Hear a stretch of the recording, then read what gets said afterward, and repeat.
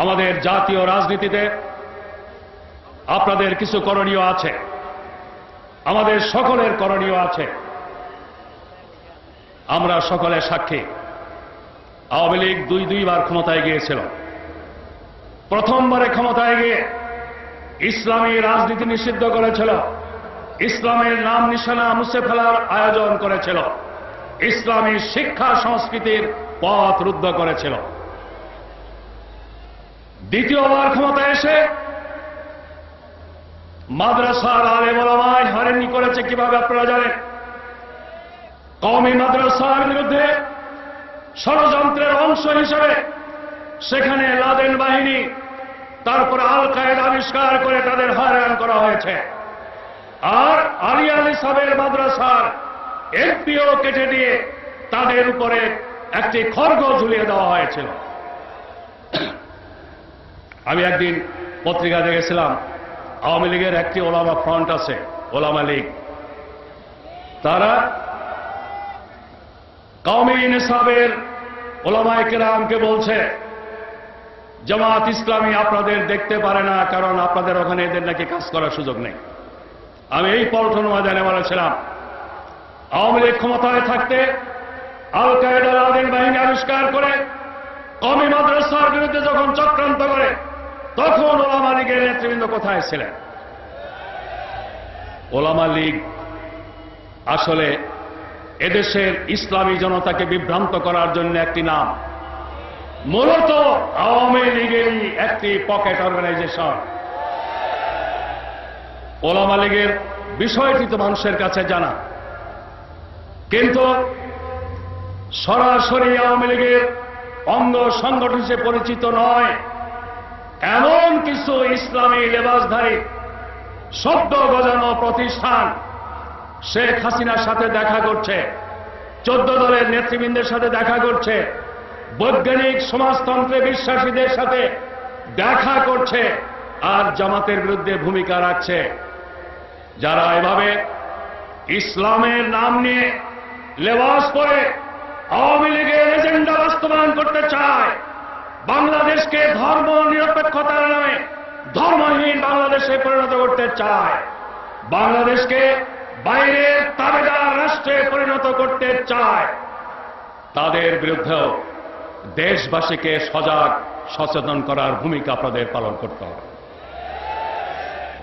ওলামায়ে কেরাম, আমি কথা আর বাড়াতে চাই না, শেষবারে একটি কথা আমি বলতে চাই।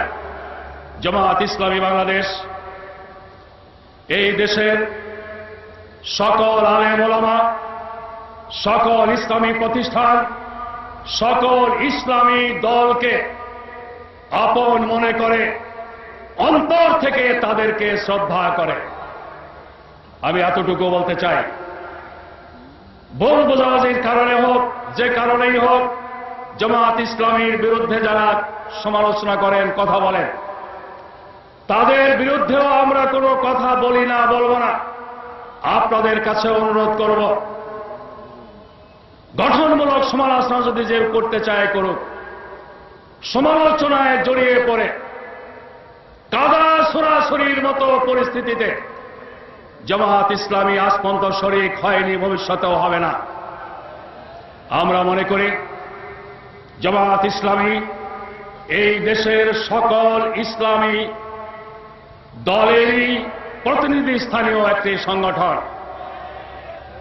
জঙ্গিবাদের নাম নিয়ে যখন ইসলামী দল আলেম ওলামার বিরুদ্ধে তথ্য সন্ত্রাস চালানো হয়েছে, আমরা পার্লামেন্টের ভেতরে বাইরে, সাংবাদিক সম্মেলনে, জনসভায়, কূটনীতিকদের সাথে আলোচনায়, সর্বত্র শুধু জামাতের পক্ষে কথা বলিনি, এদেশের সকল আলেম ওলামা, সকল ইসলামী দলের পক্ষে কথা বলেছি। আজকের এই সময়টি ইখতিলাফ নিয়ে ঝগড়ায় জড়িয়ে পড়ার সময় নয়। ইসলামের মত পার্থক্য ছিল, আছে এবং থাকবে। যে যে মতে বিশ্বাসী তাকে সেই মতে থাকতে দিন। জোর করে একজনের মতের উপর আরেকজনের মত চাপিয়ে দেওয়ার চেষ্টা করলেই সেখানে ফিতনা ফাসাদের জন্ম হতে পারে। জামাত ইসলামীর ব্যাপারে প্রথম থেকে নিয়ে শেষ পর্যন্ত সজাগ আছে, সজাগ থাকবে। আমরা বিশ্বাস করি যারা কোরআন হাদিসের খেদমতে নিয়োজিত তারা যদি আমাদের বিরুদ্ধে ফতোয়া দেন, তবুও তারা যে কাজটি করছেন এই কাজ আমাদের কাজ। অতএব সাময়িক ভুল বোঝাবুঝির কারণে তারা হয়তোবা কোনো দিক থেকে কোনো ভুল তথ্য পেয়ে আমাদের সম্পর্কে নেগেটিভ কথা বলছেন, কিন্তু তাদের কাজটি যেহেতু আমাদের জন্য সহায়ক, তারা যে কাজ করছেন যেহেতু কাজটি আমাদের, এজন্য তাদেরকেও আমাদের বুকে টেনে নেওয়ার মতো উদার থাকতে হবে, উদার ব্যবহার করতে হবে।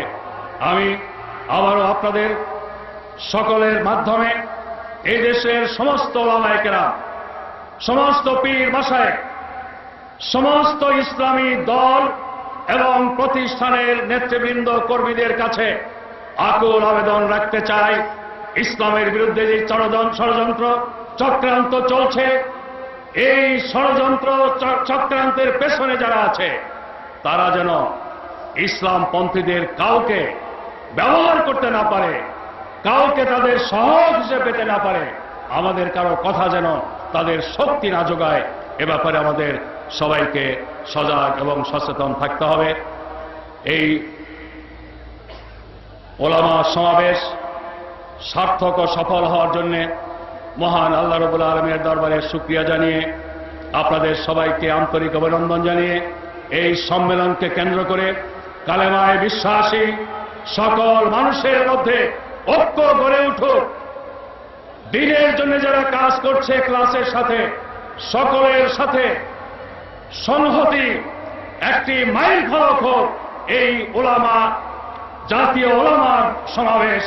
আমি আশাবাদ ব্যক্ত করে সকল শ্রেণীর ওলামায়ে কেরামের কাছে আমার মনের এই আকুতি পৌঁছে দেওয়ার জন্য আপনাদেরকে দায়িত্ব গ্রহণের আবেদন জানিয়ে আমার বক্তব্য শেষ করছি।